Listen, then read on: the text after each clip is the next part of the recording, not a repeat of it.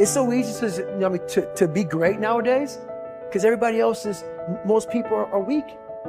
This is a softened generation. So if you have any mental toughness, any ability, if you have any fraction of self-discipline, the ability to not want to do it, but still do it. See, a lot of people pretend that they want more out of life, but all you have to do is watch their actions. Watch their actions. Watch what they're doing. Most people then wait for crisis or trauma or disease or diagnosis, and then they wait for loss, some tragedy to make up their mind to change. And my message is, why wait? And you can learn and change in a state of pain and suffering, or you can learn and change in a state of joy and inspiration. And I think right now, the cool thing is that people are waking up. You might be using the word but it's not because you're dumb. You don't understand how dangerous that word is. I'm coming here today to warn you. I'm coming here today to protect you. Stop using the word but. If you're not careful, it's a part of your vocabulary. If you're not careful, it can become a part of your DNA. Why are you constantly making excuses? Do you really believe that excuses are going to save you? Do you understand what it means that you have to get to a level that you have never been in your life? Do you really have the mental fortitude to level up? This is the time right now for you to recognize the truth about who you really are inside. All that you have to do in order to start to pursue your dreams is take small actions every day that align your life in that direction. All you have to do to kill procrastination is just start. You just go, and procrastination dies. So don't wonder how you overcome procrastination. It's easy. All you do to overcome procrastination is go. Very few battles are won under ideal circumstances. So you gotta simulate and practice the unknown so that the unexpected will not derail you. Every morning when you get up, ask yourself, how can I put myself in a place where I'll be uncomfortable? See, you have to master the unknown. You gotta master your fears. You gotta master the unexpected, so when it happens, you are prepared. This is the time to recognize your potential, your truth. Everything about you is beautiful. Recognize your purpose in this world. We are all responsible. We are all made to do great things.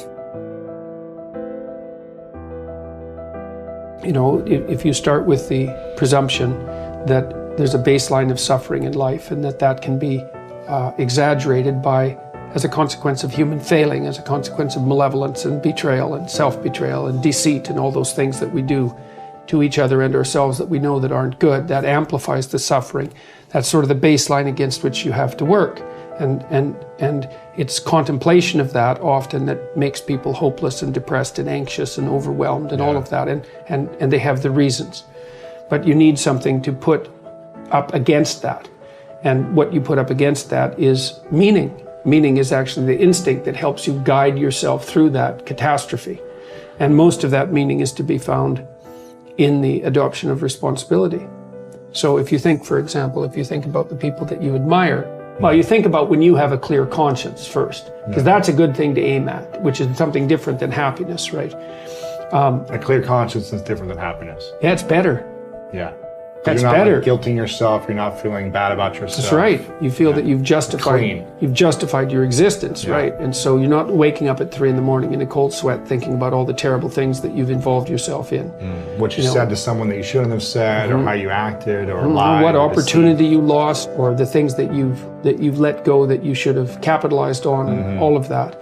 And so if you think about the times when you're at peace with yourself with regards to how you're conducting yourself in the world, it's almost always conditions under which you've adopted responsibility, right? At least the most guilt I think that you can experience perhaps is the sure knowledge that you're not even taking care of yourself, so that you're leaving that responsibility to other people, because that's pretty pathetic, and unless you're psychopathic. and and you're living a parasitical life, and that characterizes a very small minority of people, and an even smaller minority think that's justifiable. But most of the time you're in guilt and shame because not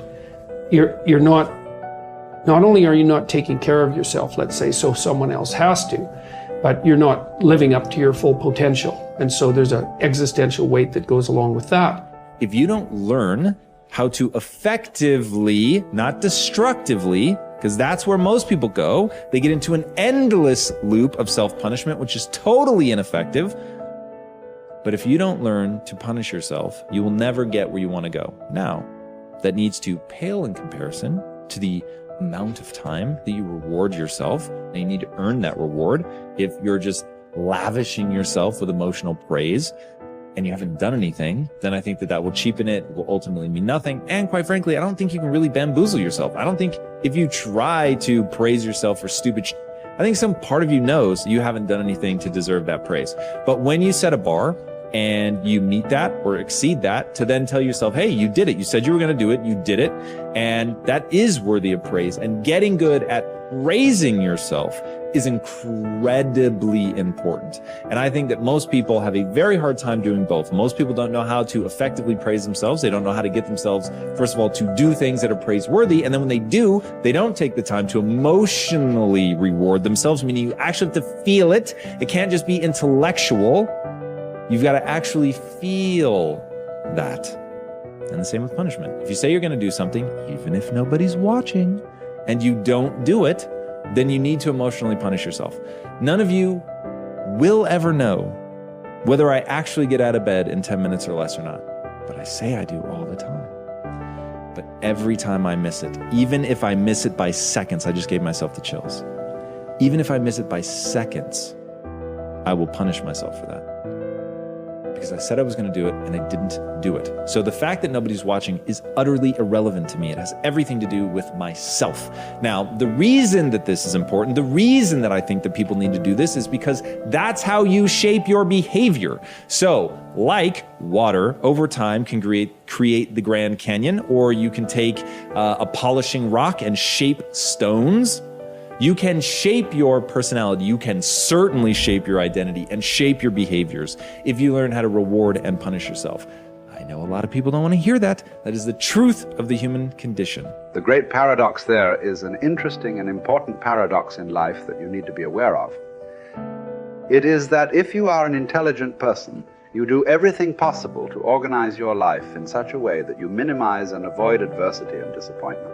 This is a sensible and rational thing to do. All intelligent people, following the path of least resistance to achieve their goals, do everything possible to minimize the number of difficulties and obstacles that they will face in their day.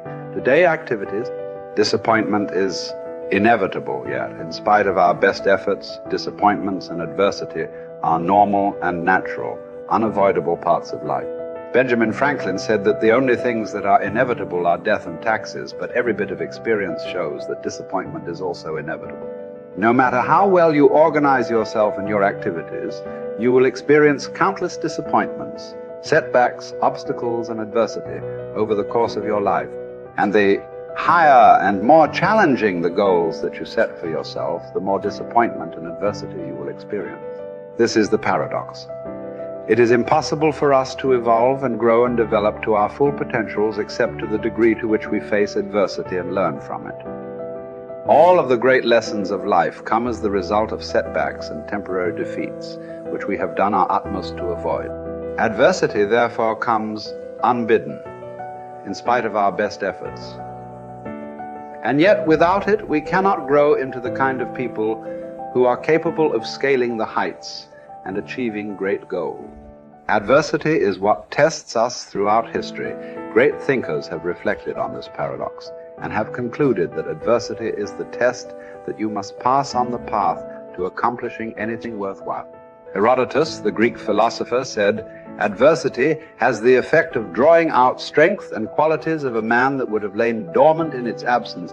The very best qualities of strength, courage, character, and persistence are brought out in you when you face your greatest challenges and you respond to them positively and constructively. Everyone faces difficulties every step of the way. The difference between the high achiever and the low achiever is simply that the high achiever utilizes adversity and struggles for growth, while the low achiever allows difficulties and adversity to overwhelm him or her and leave him or her discouraged and dejected. Bounce Back from Disappointment, the work by Abraham Zeleznik at Harvard, proved that the way you respond to disappointment is usually an accurate predictor of how likely you are to achieve great success.